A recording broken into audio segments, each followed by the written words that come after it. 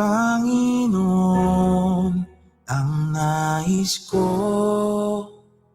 Kagandahan mo ay pagmasdan, ang pag-ibig mo sa aking tugon. Kailan may di pababayaan, sa iyo lamang matatagpuan, sa iyo lamang.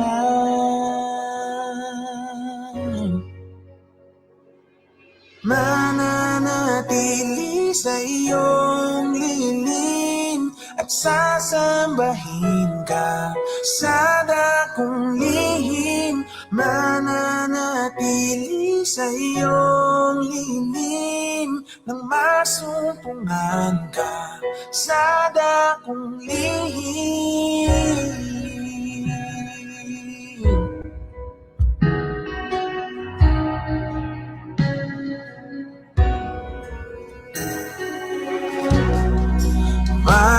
Panginoon, ang ngalan mo ay kalinga at sandigan ko, pinagbabago pangako mo. Salita mo'y panghahawakan, sa iyo lamang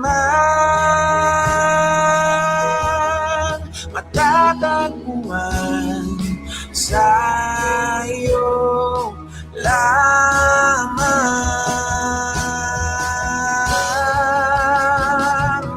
Mananatili sa iyong lilim at sasambahin ka sa dakong lihim. Mananatili sa iyong lilim nang masumpungan ka sa dakong lihim. Mananatili sa iyong lilim at sasambahin ka sa dakong lihim. Mananatili sa iyong lilim nang masumpungan ka sa dakong lihim.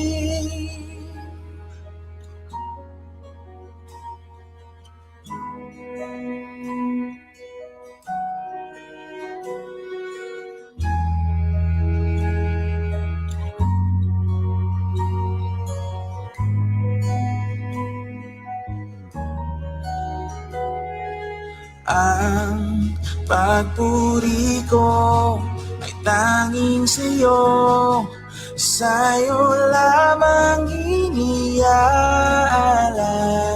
o Panginoon, ang puso ko sa'yo magpakailanman. Ang pagpuri ko ay tanging sa'yo, sa'yo lamang iniaalay, o Panginoon, ang puso ko sa'yo magpakailanman. Mananatili sa iyong lilim at sasambahin ka sa dakong lihim. Mananatili sa iyong lilim nang masumpungan ka sa dakong lihim. Mananatili sa iyong lilim at sasambahin ka sa dakong lihim. Mananatili sa iyong lilim nang masumpungan ka sa dakong lihim.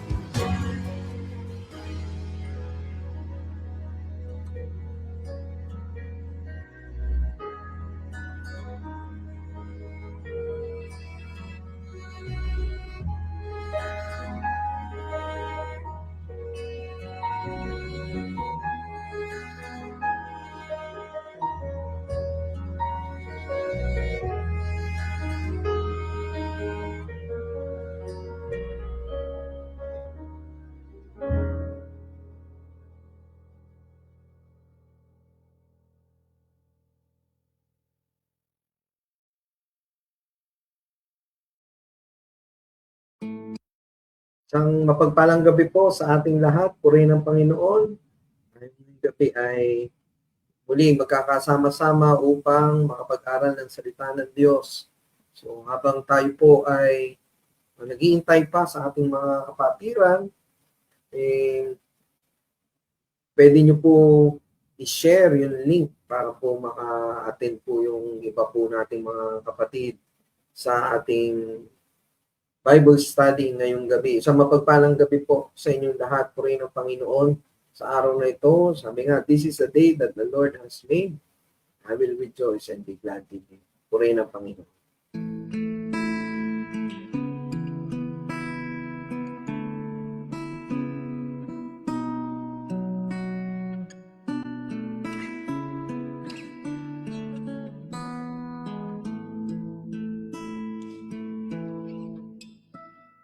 Kung sa puso mo ay hindi maiwasan ang pagdalaw nitong mga kalungkutan, iyong alalahanin ay amang nagmamahal, laging nakamasid, laging nakabantay. Huwag kang mabalisa sa anumang bagay. Sa Ama ay ilapit iyong kahilingan, sambahin, purihin, pasalamatan, pagkat siyang mag-iingat ng puso mo't isipan.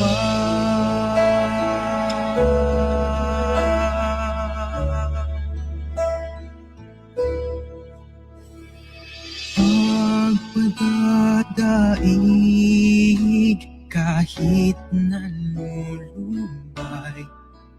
ang pag-asang taglay ay iyong ingatan. Ang dalisay na aral iyong panghawakan. Ikaw ay may Diyos na madadaingan.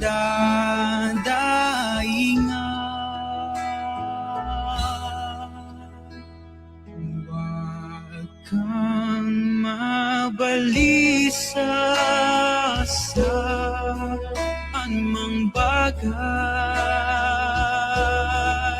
Sa Ama ay ilapit iyong kahilingan, sambahin, purihin, pasalamatan, pagkat siyang mag-iingat ng puso mo't isipan. Iyong ilagak ang pagtitiwala sa Kanya, kumapit siya ang gagawa. Kung ika'y nangangamba at puso'y nanghihina, Kanyang nalalaman ang iyong pagluha.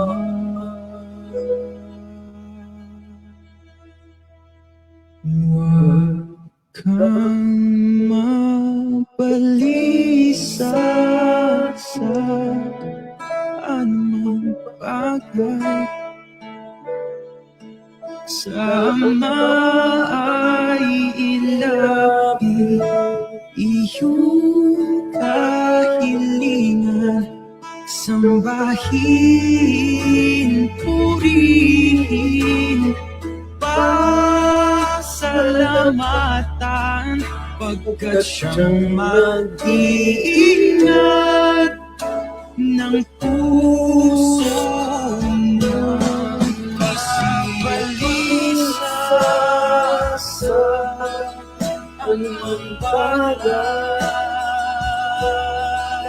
sa Ama ay ilapit iyong kahilingan. Sambahin, purihin, pasalamatan, pagkat siyang mag-iingat ng puso mong isipan. Ang Diyos ay pag-ibig, lutang mapagmahal. Ang di mo masabi, siya ang may alam.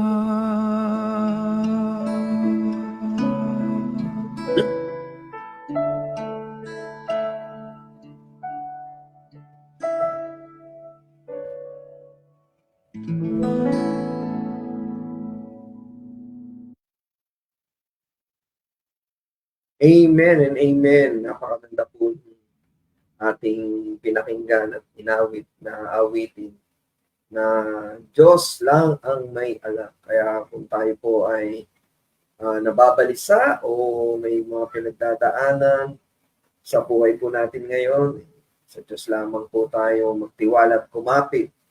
Dahil tiyak, malalampasan po natin ang mga pagsubok na yan dahil kasama po natin ang Diyos. Purihin ang Panginoon. Tunay nga po na napakabuti ng ating Panginoon at muli tayo po ay nabigyan ng pagkakataon na mapangunahan po kayo sa ating pag-aaral ng salita ng Diyos.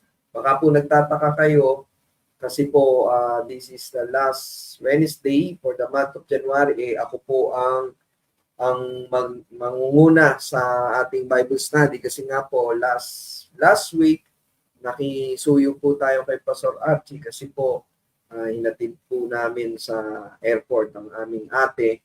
Pabalik na po ng Seattle. So salamat sa Diyos kasi nakauwi naman po siya ng maayos, ng ligtas at may kapayapaan. Ngunit may konting kalungkutan kasi nga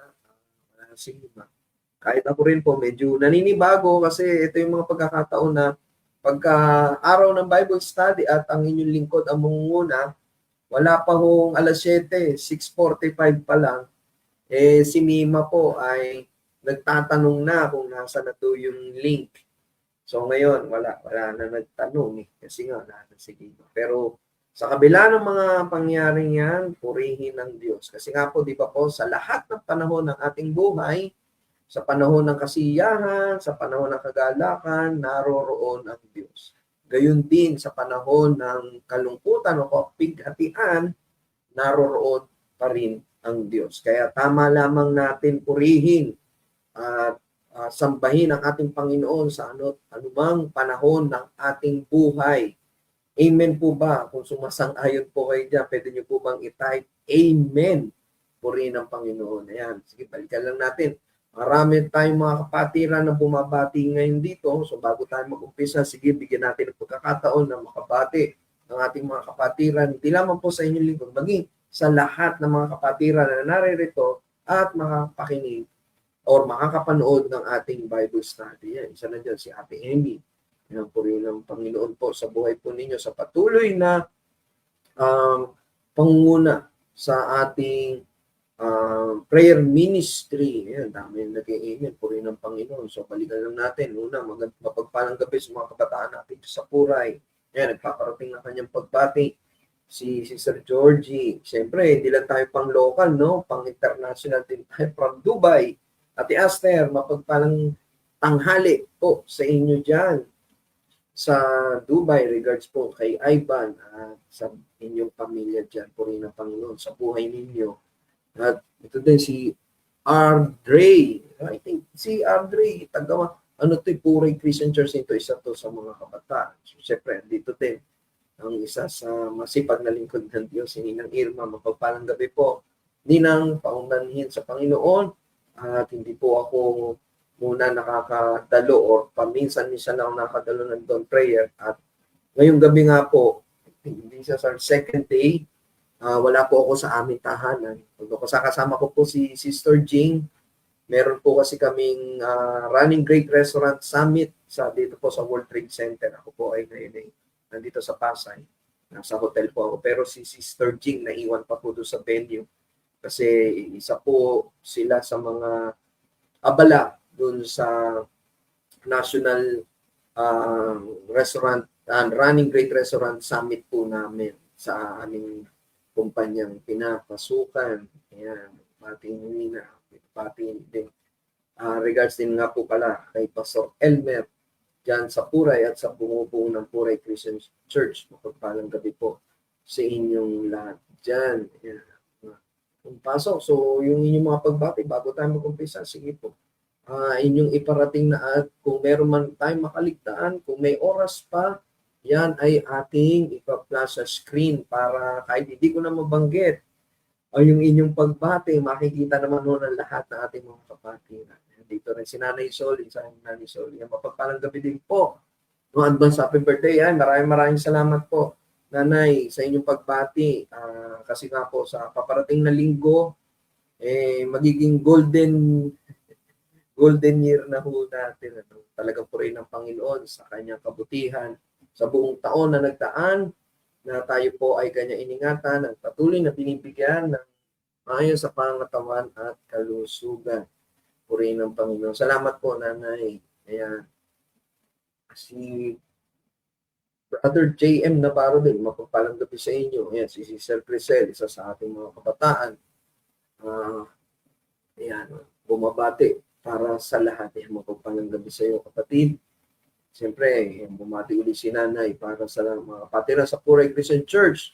Ayan, nakakatuwa po, no? Kasi yung ating platform na ginagamit, yung social media or yung ating Facebook page, kahit pa paano nagkakaroon ng ugnayan through social media, yung mga kapatira natin from Peace of Harvest Christian Ministry papuntang Puray Christian Church.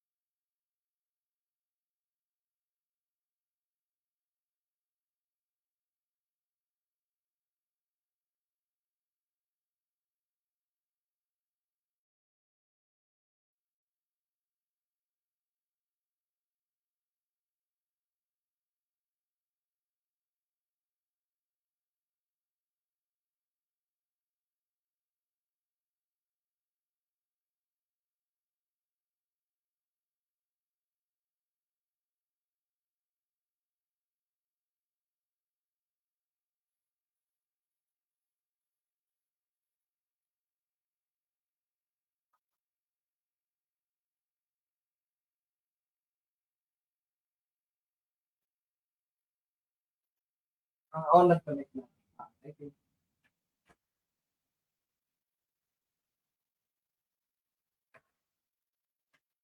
Ayan, pasensya po, nagkaroon po tayo ng konting internet connection problem. Pwede niyo po paki-type na lang po kung okay po yung audio natin at kung may nakikita na po kayo. Or pa-thumbs up na lang po kung okay na tayo. Panginoon.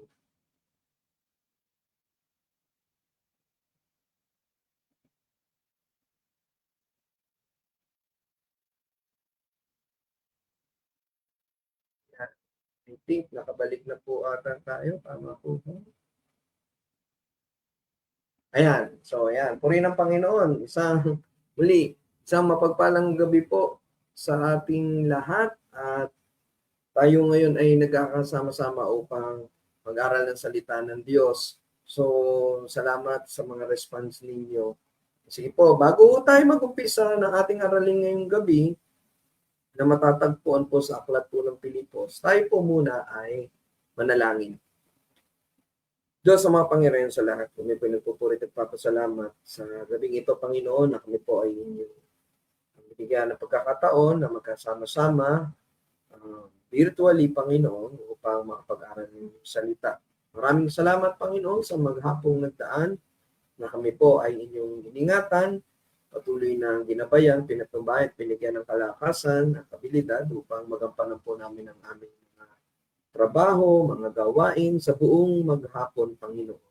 Sa oras na ito, kami po ay dinako nyo sa bawat lugar na aming kinalalagyan ngayon na nasa maayos sa kalagayan at ligtas. Dalangin po namin, Panginoon, sa aming patuloy na paglapit sa inyong banal na harapan. Kami po ay nagpapakumbaba at patuloy, Lord, na humingi ng kapatawaran sa aming mga pagkakasala. Patuloy, Lord, na aming panalangin ay kami ay inyong patawarin, pagkalinisin ng aming mga puso't isipan, Panginoon, sa mga kasalanan po namin nagawa, sadya man po, Panginoon, o hindi. Ito po ay aming hinihingi ng tawad sa inyo. Dalangin po namin sa pangalan ni Jesus, maging karapat-dapat kami sa aming paglapit sa iyo. Kaya Lord, sa gabing ito, patuloy na aming panalangin, kumilos ang banal na Espiritu sa aming kalagitnaan upang maunawaan namin ang mga aral na aming pag-aaralan. Makita namin ang mensahe ng bawat salita mo na aming babasahin at pakikinggan. Patuloy, Lord, na ang inyong lingkod, sa inyo lamang po ako dumidepende, humingi ng karunungan, katalinuhan at katapangan upang maipahayag ang mga aralin na pinagkaloob po sa akin, Panginoon, at maipahayag po ito ng may pag-ibig.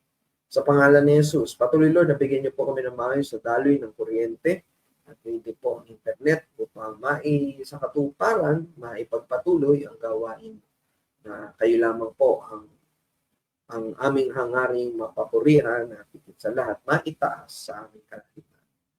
Ito po ang aming panalangin na may pasalamat sa tayong pangalan ni Jesus sa lahat ng sabi ng Amen and Amen. Puri ng Panginoon. Sige po, tayo po dyan. Amen.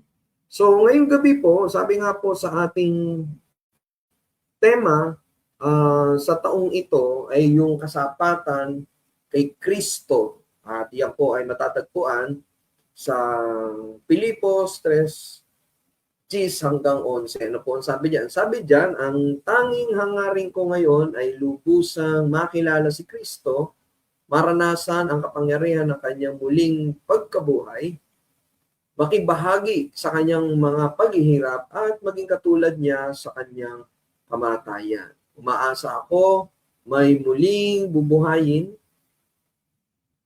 Umaasa ako man ay muling bubuhayin mula sa kamatayan. Kaya nga po, di ba, bakit nga ba nabuo yung kasapatan? Kasi nga, una, yung meaning kapangyarihan kay Kristo. Tapos yung sa kamatayan ni Kristo. Tapos po yung paghihirap kay Kristo. At yung huli, yung tanging hangarin kay Kristo. Puri ng Panginoon. Alam niyo po, nung nakaraang linggo, talaga pong ang Panginoon po talaga ang kumikilos po sa ating simbahan. Nung last Sunday service, talaga nakaka-bless po kasi mula pa lamang po sa Bible study, napakaganda na nung aral na ibinigay sa atin. Tapos pagkatapos po nung Bible study, yung during the praise and worship, yung mga awitin ho talaga parang talagang tumutugma or sumasang-ayon doon sa napag-aralan at pagdating nung message, sumasang-ayon talaga kung ano man yung doon sa mensahe ng ating Panginoon. Yung, di ba, yung provision at yung pagkakontento. So talagang sa pagiging tapat natin sa Diyos na talagang yung habag at grasya niya ay palagi nating hinihingi upang tayo ay mamuhay ng may kasapatan kay Kristo. Talaga tinutulungan tayo ng banal na Espiritu. Kaya kumbaga, yung kabutihan niya, parang, kumbaga, all things work together for those who love. Sabi nga po, di ba, kumbaga, kung natatandaan nyo dun sa mensahe na naipahayag po natin na Sunday, meron ho tayong nabanggit na pangalan ho dun, bukod ho kay Apostol Pablo. Kung natatandaan nyo po kung sino yun, pwede nyo pong i-type dyan sa baba kung sino yun. Tignan natin kung may tutugma. Kung natatandaan nyo yung preaching last Sunday, bukod kay Apostol Pablo, may nabanggit ho rin ho tayo doon sa ating binasa sa aklat po ng Pilipos. Sa 4, meron doon Sino nga ba yun? Yung po ay si Epaprodito.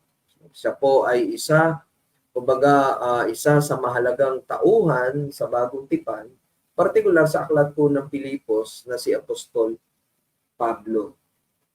Kung titignan ho natin, so ngayong gabi, ang ating aralin ay patungkol po sa buhay po or kung sino si Epaprodito, kung sino siya.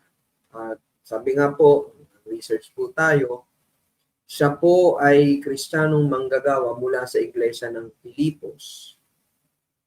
Sugo siya ng mga taga-Pilipos upang dalhin ang tulong pinansyal kay Apostol Pablo habang nakakulong ito. At yan ay ating makikita sa ating babasahin. At si Epaprodito po ay tinawag po siya ni Pablo na kapatid, tinawag siyang kamanggagawa, tinawag siyang kapwa-kawal, at tinawag din siyang sugo kasi siya nga ang sugo ng mga taga-Pilipos na dalhin yung pinansyal na tulong kay Pablo at lingkod na naglilingkod sa pangailangan ni Pablo. Ano nga ba ang nangyari kay Epaprodito? Ayon kay Pablo, nagkasakit ng malubha si Epaprodito, halos mamatay habang naglilingkod sa gawain. Nagalala ang mga taga-Pilipos kaya pinauwi siya ni Pablo upang hindi sila mangamba at nang makita nilang ligtas siya. Ano nga ba ang naging papel niya sa ministeryo? Siya po ay naghatid ng suporta kay Pablo nung siya'y bilanggo at naglingkod bilang kinatawan ng iglesia ng Pilipos. Halimbawa sa isang tapat, siya ay isang halimbawa sa isang tapat, sakripisyo at mapagmalasakit na lingkod ng Diyos. Bakit nga ba mahalaga sa Epaprodito? Kasi nga po, ginamit siya ni Pablo bilang modelo ng pagpapakumbaba at paglilingkod kasunod ni Kristo at ni Timoteo. Pinakita niya ang uri ng pananampalataya na handa sa sakripisyo para sa ibang mananampalataya. Parang ganda pong halimbawa nun, na nagsakripisyo siya hindi para lamang sa kanyang sarili, bagkus nagsakripisyo siya para sa ibang mananampalataya. At ngayong gabi, ito ang ating pag-aaralan. Narito ang mahalagang aral ng buhay ni Epaprodito batay sa Pilipos 2:25-30. Ang mga ito ay praktikal at malalim, parehong para sa personal na buhay po natin at syempre po sa ministeryo na ating kinikilusan. So kaya samahan niyo po ako na basahin ang aklat po ng Pilipos 2:25-30. Ang sabi po dito, just lang po natin, mas mabasa nyo po ng malaki, ano? Alisin na muna natin. Ayan, mas importante yung salita ng Diyos kaysa sa mukha ko. Ayan, ang sabi dito, inisip kung kailangan ng papuntahin dyan ng ating kapatid na si Epaprodito sa aking kamanggagawa at kapwa-kawal ng Diyos na isinugo ninyo upang magdala ng inyong kaloob. At upang makatulong sa akin, sabik na siya sa inyong lahat. Nag-aalala siya dahil nabalitaan ninyong nagkasakit siya. Totoong siya'y nagkasakit at muntik nang mamatay. Subalit, kinahabagan siya ng Diyos at hindi lamang siya, kundi pati ako, upang huwag nang madagdagan pa ang aking kalungkutan. Sumunod na verse sa 28.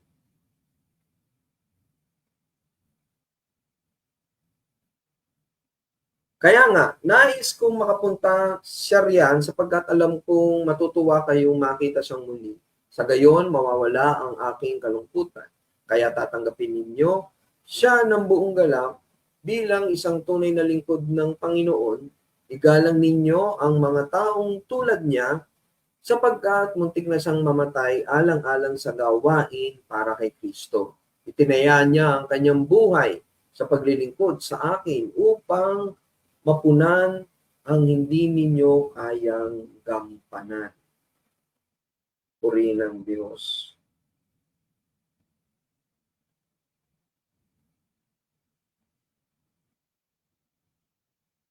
Kaya ngayong gabi, titingnan natin kung ano nga ba ang matututunan natin at kung sino si Epaprodito sa gawain ng Diyos. Una,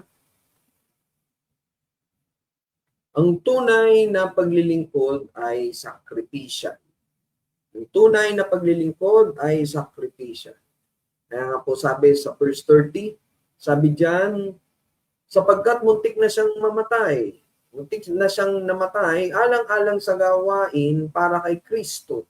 Itinaya niya ang kanyang buhay sa paglilingkod sa akin upang mapunan ang hindi ninyo kayang gampanan. Purihin ng Diyos. Si Epaprodito ay naglakbay ng malayo at nalagay sa panganib ang buhay upang ihatid ang tulong kay Pablo. Ano nga bang aral ang ating makikita rito?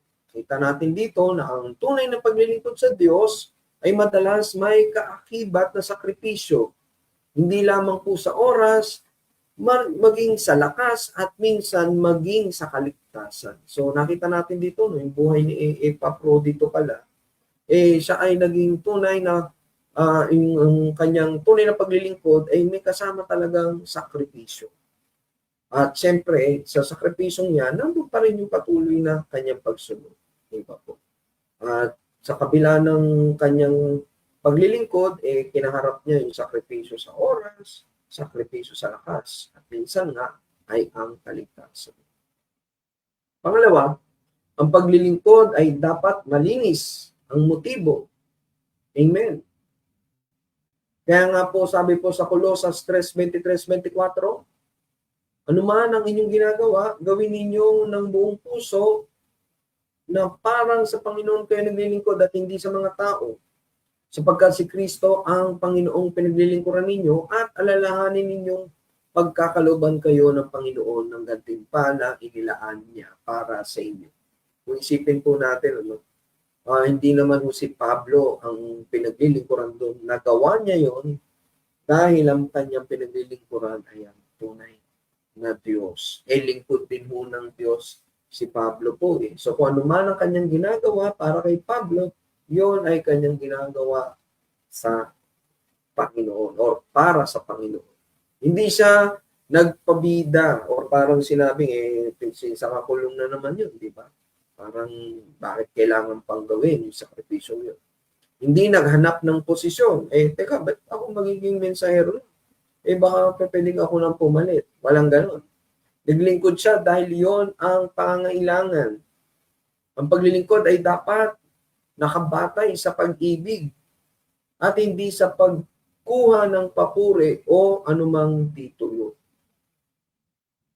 Kaya nga sabi po sa mga aklat ko ng Kawikaan 16:2, ang akala ng tao ay tama ang kanyang kilos, ngunit sa tunay niyang layon si Yahweh ang nakatatalos. Amen. Kasi nga po, maaaring tama yung ating ginagawa. Pero ang tanong, tama ba ang puso natin? Pwede kasi kung tumulong sa mga nangangailangan, pero every time pala natutulong ako, may kamerang nakaharap o kaya pinapublish ko. Yung pala kasi ang laman ng puso niya, bukod sa pagtulong, may slash para makilala siya o para mas sumikat siya. Kaya nga di ba tayo mga Pilipino, minsan napabanggit natin yan eh. Ang galing naman yung tumutulong, katulad niya. Bigla may kadugtong, siguro siguro gustong pumasok sa politika, siguro tatakbo yan. Or, kaya tumutulong yan kasi may hidden agenda yan na meron siyang sigurong hahanaping kapalit. So, kaya tayo, minsan, kumbaga lagi tayo magpasuri ng laman ng ating puso. Maaaring akala natin tama ang ating ginagawa, which is pwedeng tama naman talaga ang ginagawa. Pero ang Diyos, ang sumusukat ng motibo natin. Maaaring tama tayo sa ating ginagawa, pero mali pala ang ating puso, ang masaklap po, ang nakakakita ng laman ng ating puso ay ang ating Panginoon. So dapat ang paglilingkod ay dapat malinis ang motibo, kagaya ni Epaprodito. So pangatlo, pagiging mapagpakumbaba at handang tumulong.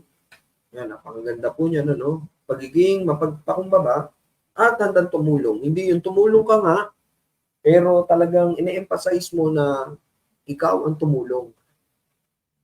Lagi nating isipin, tayo ay instrumento lamang ng ating Panginoon para maparating ang tulong sa iba. Kaya hindi mo tayo talaga pwede magmalaki. So dapat maging kagayatan ni Epaprodito na dapat meron tayo yung pagiging mapagpakumbaba at handang tumulong.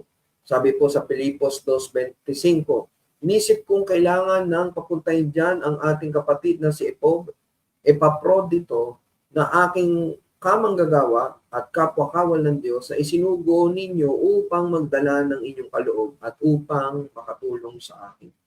Tinawag siya ni Pablo na kapatid, tinawag din siyang kamanggagawa, tinawag din siyang kapwa-kawal, na nagpapakita na hindi siya higit o kulang, isa lamang siyang tapat na lingkod ng Diyos.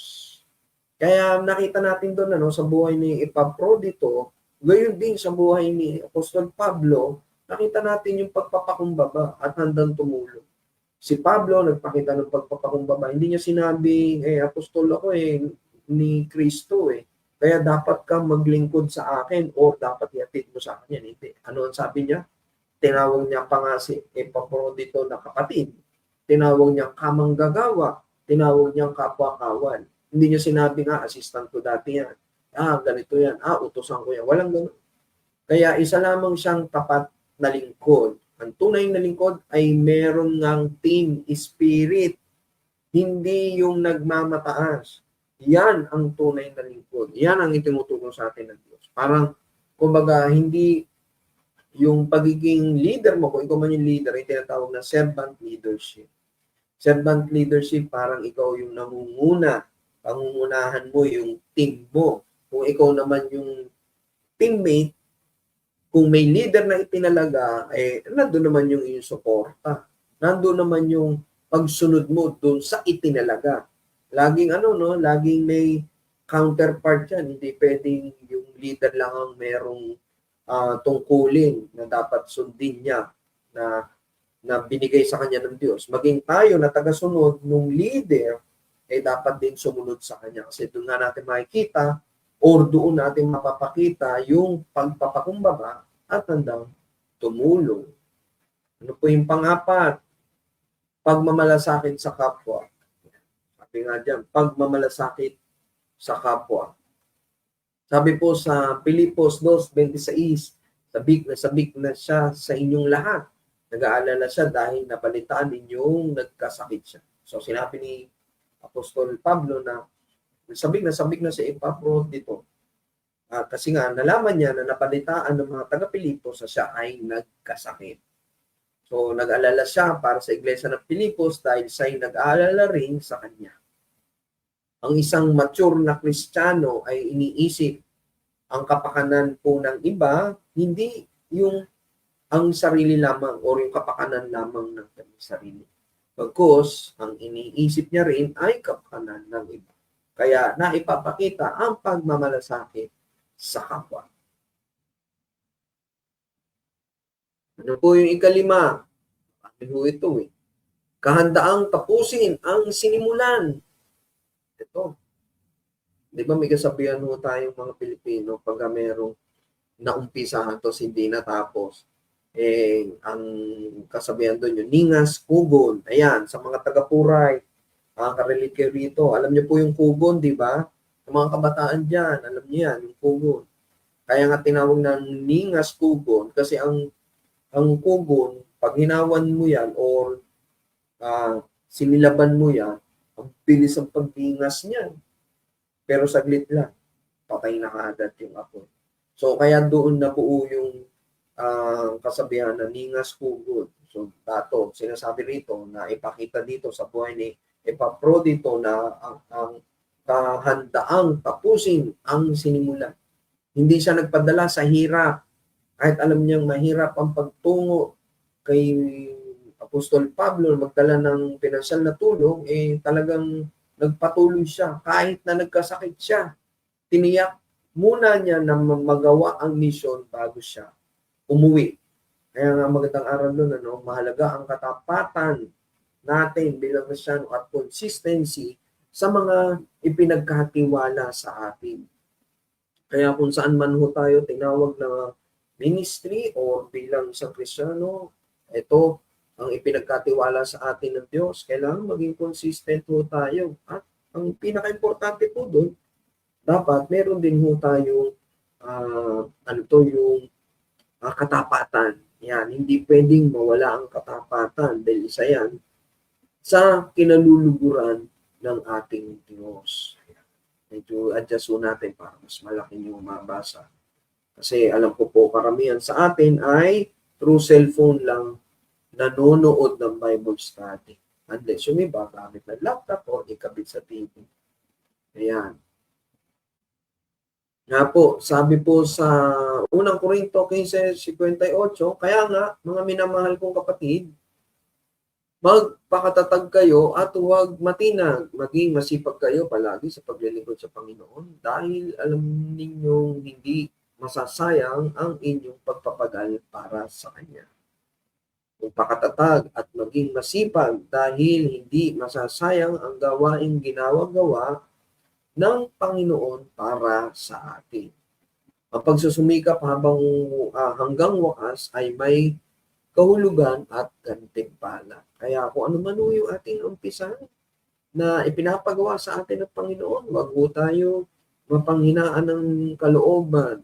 Dapat andoon ang ating kahandaang tapusin ang sinimulan. Bakit? Kasi alam natin na alam ninyong hindi masasayang ang inyong pagpapagal para sa Kanya. Bakit? Kasi naglilingkod tayo ng may katapatan sa Diyos at pagsusumikap.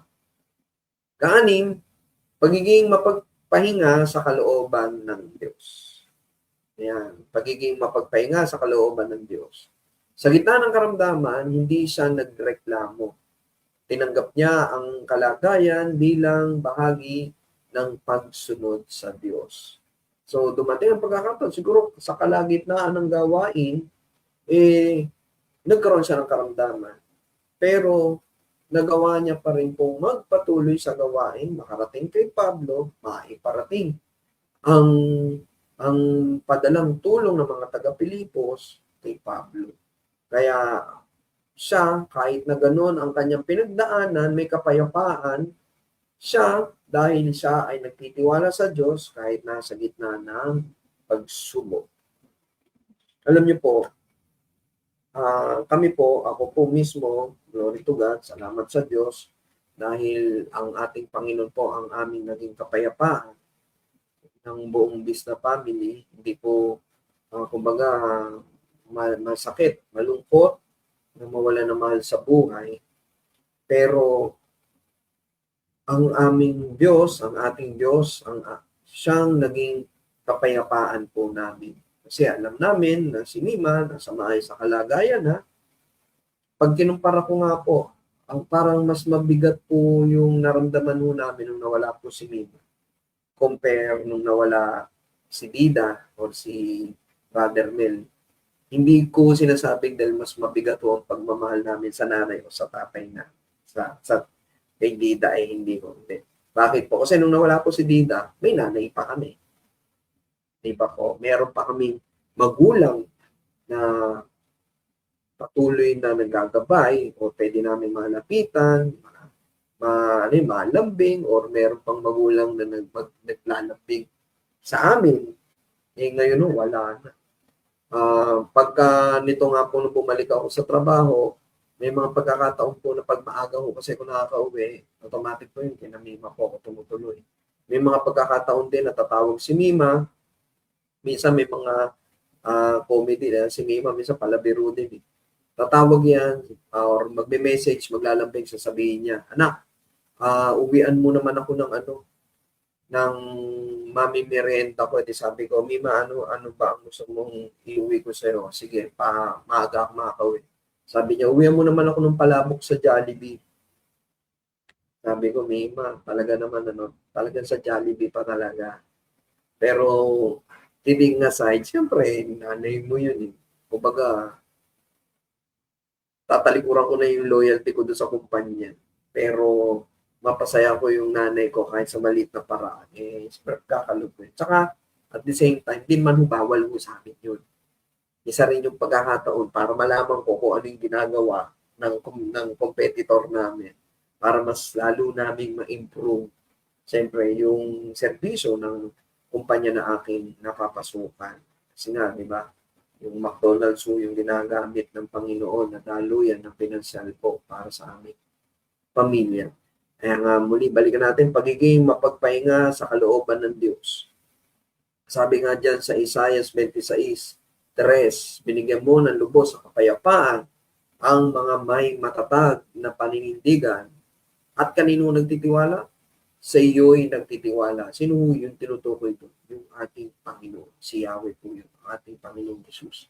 So kami po, siyempre po, kahit alam ho namin na anytime soon, pwedeng tawagin na ng Panginoon, si Mima, talagang ando pa rin po yung aming pagtitiwala na mapagdadaanan at malalampasan namin ito dahil hindi tayo iiwan ng ating Panginoon. Lagi ho natin tatandaan, ang buhay ho natin ay nasa ilalim ho ng ating Panginoon, nasa kanyang kamay. Kaya nga lagi natin panalangin na, Lord, huwag niyo po kami bibitawan dahil wala po tayong magagawa kung wala ang Diyos sa atin. Ang Diyos ang nagbibigay ng ganap na kapayapaan sa mga taong buong pusong ang pagtitiwala at nakapokus sa Kanya lamang. Hindi sa tao, hindi sa anumang material na bagay, of course, nakapokus lamang sa ating Panginoon na siya ang nagbibigay ng buhay. Ang kapayapaan ay bunga ng pagtitiwala sa Diyos, hindi sa sitwasyon. Kaya nga diba, sa lahat ng panahon, mabuti man yan o hindi mabuti, nakaluluwag man o nasa kanggipitan, nasa kasiyahan man o nasa kapighatian, sa kasama natin ng Diyos. Kaya patuloy lang tayo magtiwala sa Kanya dahil sa lahat ng panahon, ang Diyos ay naroroon. Hindi ho tayo iniiwan ng Diyos. Amen po ba? Yan. Ito na ho yung last, pang-7. Ang pang-7 ho ay ang pagpaparangal sa mga tapat na lingkod. Sabi diyan, kaya tanggapin ninyo siya ng buong galak bilang isang tunay na lingkod sa Panginoon. Igalang ninyo ang mga taong tulad niya. Kaya nga tama lang talaga na ang paggalang ho natin, lalo-lalo na sa kapwa ho natin, ay dapat naroon.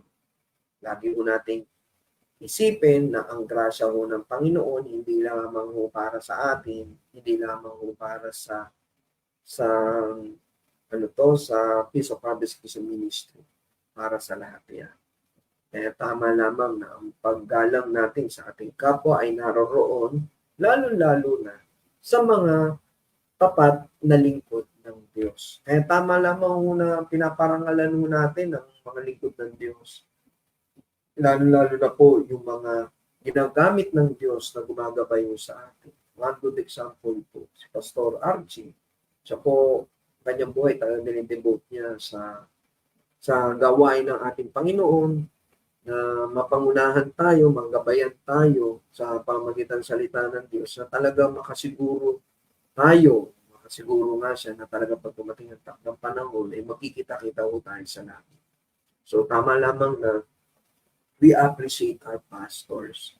Not just pastors, even our fellow workers, dapat ina-appreciate. Kung titingnan niyo sa mga gawain ng ating church, baka kasi ang iniisip nyo, ang mga manggagawa lang ho doon, yung nasa music team, o kaya yung nasa multimedia team, o kaya yung mga nagpe-preside, o kaya yung nasa prayer ministry.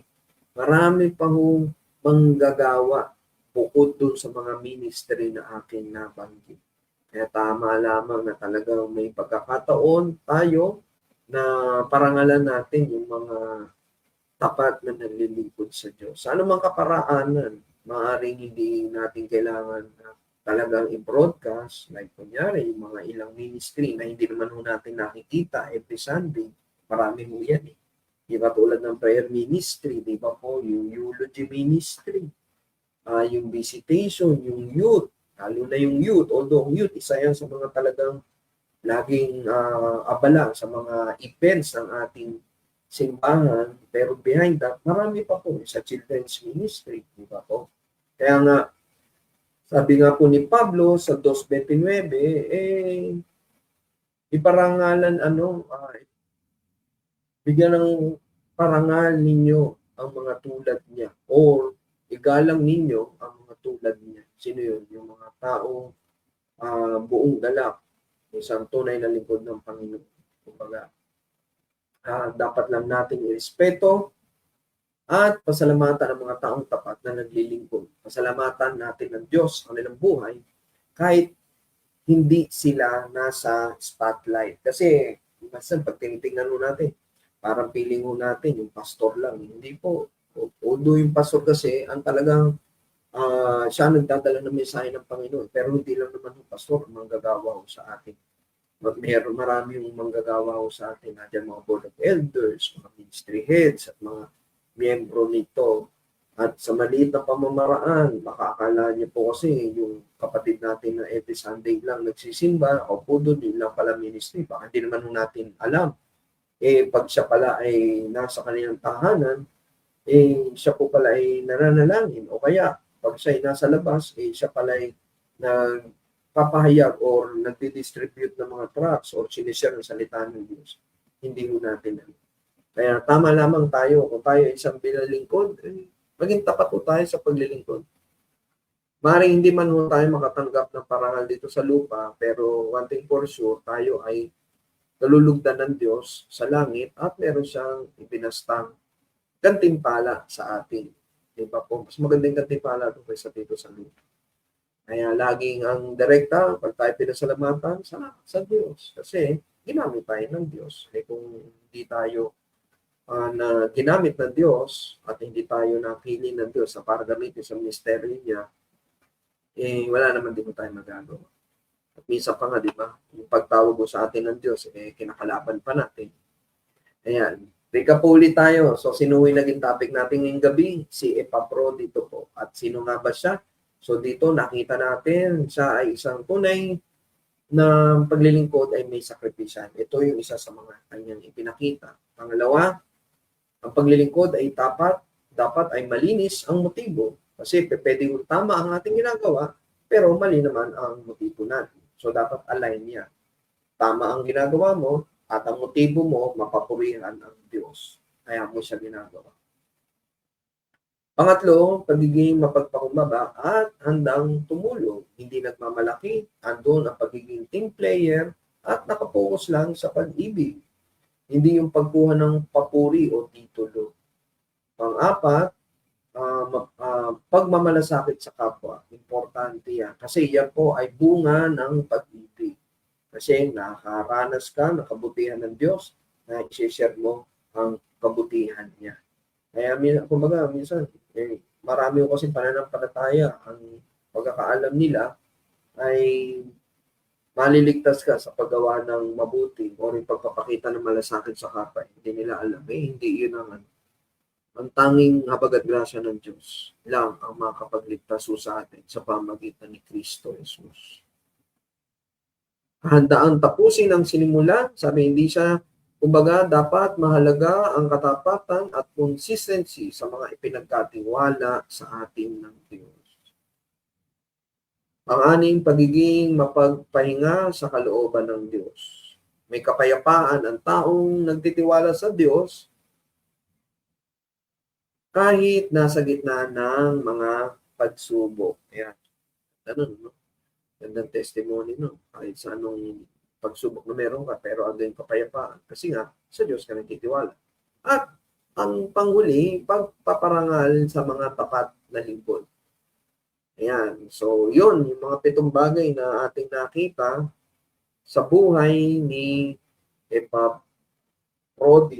So, purihin ang Panginoon. So, sabi nga, sa kabuuan ng ating pag-aaral ngayong gabi, sa aklat po ng Pilipos 2:25 hanggang 30, si Epaprodito ay larawan ng isang taong tapat, mapagpakumbaba, sakripisyal, at may malasakit. Siya ay modelo ng kung paano dapat maglingkod ang isang mananampalataya, hindi nagpapasikat, kundi handang magbigay ng buong puso para sa Diyos at sa kanyang kapwa. Yan, purihin ang ating Panginoon sa oras ng daan na tayo ay nag-aral ng kanyang salita. Kaya nga po sa ating pangwakas, kasapatan kay Kristo, kapangyarihan kay Kristo, sa kamatayan ni Kristo, paghihirap kay Kristo, tanging hangarin kay Kristo. Pilipos 3, 10-11, sabi diyan, ang tanging hangarin ko ngayon ay lubusang makilala si Kristo. Salamat sa Diyos, tayo ay magkakasama ngayon kasi ang tanging hangarin nyo ay lubusang makilala ang ating Panginoon, si Kristo. Maranasan ang kapangyarihan ng kanyang muling pagkabuhay, makibahagi sa kanyang mga paghihirap at maging katulad niya sa kanyang kamatayan. Umaasa ako may muling bubuhayin mula sa kamatayan. Purihin ang ating Panginoon. So muli, talagang napakabuti po ng ating Panginoon at natapos na naman po ang isang gawain na ang oras po natin ay nagkaroon ng kabuluhan. Bakit? Nakapag-aral po tayo ng salita. May panibago na naman po tayong natutunan sa buhay po. O kumbaga may bago na naman tayong aral na natutunan sa buhay po, sa buhay ni Epaprodito, sa aklat po ng Pilipos 2:25 hanggang 30. Yan. So may mga kapatiran pa tayo habang tayo pumasok, habang tayo ay nasa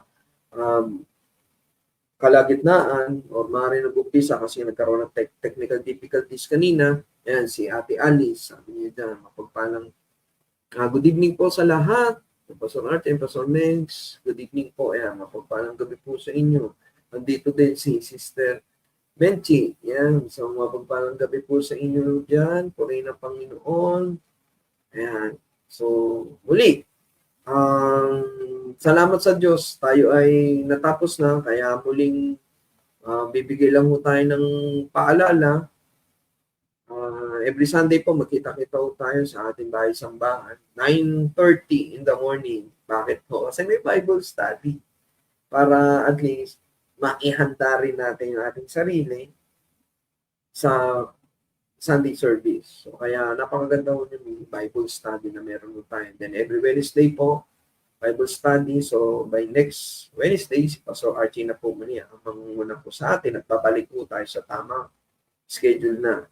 Tapos, salamat po sa inyong mga panalangin, sa pagsuporta sa church, sa panalangin at yun din sa pagbibigay kung sa mga kapatid po natin na nasa malayong lugar na hindi mo nakakapunta sa ating bahay-sambahan, maaari nasa abroad, you can send your financial support para po sa ating simbahan. Andyan po yung ating GCash number, yung ating BPI account, and BDO account, yung dollar account, nandyan po. Pwede nyo pong iparating ang inyong tulong pinansyal sa ating simbahan. At siyempre, patuloy pa rin natin panalangin ang ating simbahan, ng mga gawain. At gayon din, ayan, ano rin mo natin na ang ating dawn prayer meeting is every day 5 a.m. to 6 a.m. and ang ating night of prayer is every Monday, Friday at Saturday ng 8 p.m. Ayan, isang mapagpalang gabi po muli sa inyong lahat at bago tayo mag-iwalay, tayo po muna ay manalangin. Diyos sa makapangyarihan sa lahat, kami pinagpupuri at nagpapasalamat sa gabing ito, Panginoon, na nagdaan. Sa isang oras na nagdaan na meron na naman po kami natutunan na aral na nagmumula sa inyo sa pamamagitan po sa buhay po ni Epaprodito. Kung paano po siya namuhay ng may katapatan sa paglilingkod, ano man ang inumpisahan niyo po sa kanya, Panginoon, siya po ay inyong ginabayan ng katapusin. Panalangin po namin na ang mga aral na ito ay manatili po sa aming mga puso at isipan at patuloy sa patnubay at gabay ng banal na Espiritu, ito ay aming malakaran at makita sa aming buhay. Panalangin po namin, Panginoon, sa gabing ito, sa aming pagtulog, patuloy na bigyan niyo po kami ng pisikal na kapahingahan at nilolobin bukas ang umaga sa aming paggising, panibagong biyaya ng buhay, kalakasan, karunungan, katalinuhan, upang maharap po namin ang panibagong araw ng may kagalakan sa aming mga puso at patuloy na mamuhay kami ng naayon sa iyong kalooban at katuruan. Maraming salamat, Panginoon, at patuloy namin pinanghahawakan ng salita mo sa aklat po ng bilang 6:24-26 na mapangyari po ito sa amin, sa aming pamilya, sa Peace of Fathers Christian Ministry, sa bansang Pilipinas at sa bansang Israel. Pagpalain nawa ating atang kami ni Yahweh, kahabagan nawa subaybayan kami ni Yahweh, tingapi nawa, at bigyan kami ng kapayapaan ni Yahweh ngayon at magpakailanman. Ito po ang aming panalangin na may pasalamat sa tayong pangalan ni Jesus. Sa lahat po'y magsabi ng Amen and Amen. Isang mapagpalang gabi po sa inyong lahat. Mahal na mahal ko po kayo sa Panginoon. God bless you all.